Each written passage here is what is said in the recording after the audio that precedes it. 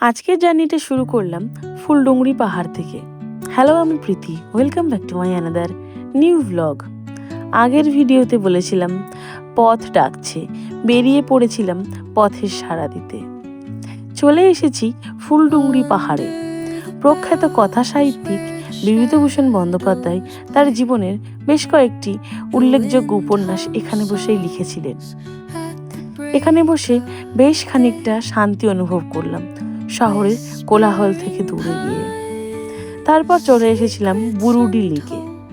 চারিপাশে পাহাড়ে ঘেরা এই লেকটা সৌন্দর্য অপরূপ, শান্ত, শীতল ও স্নিগ্ধ। আর মাঝে মাঝে এক রাশ বৃষ্টিতে ধুয়ে দিয়ে যাচ্ছিল পাহাড়গুলোকে। সব মিলিয়ে ওয়েদারটা ছিল দারুণ মেঘময়।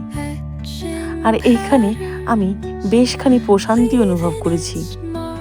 সারাদিনের ব্যস্ততা, কাজের চাপ, টেনশন সব কিছু এক সাইডে রেখে চলে আসলাম এইখানে। আর এখানে এসে সৌন্দর্যটা নিজেও উপভোগ করলাম আর তোমাদের সাথেও একটু শেয়ার করলাম।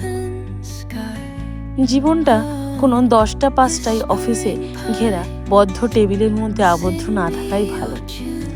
উপভোগ করতে হবে, তার জন্য যেটুকু যা করা দরকার প্রত্যেক মানুষের সেটুকু করা উচিত। এইভাবেই জীবনটাকে উপভোগ করুন, ভালো থাকুন। একটা লং লাইফের জন্য এরকম ছোট ছোট গল্প উপহার জীবনকে দিন। এই মেমোরি কালেক্ট করে নিজের জীবনের একটা গল্প বানান। সত্যি দেখবেন জীবনটা গল্পের মতোই অতিবাহিত হয়ে যাবে। দেখা হচ্ছে পরবর্তী ভিডিওতে। আজকের জন্য এইটুকু। বাই।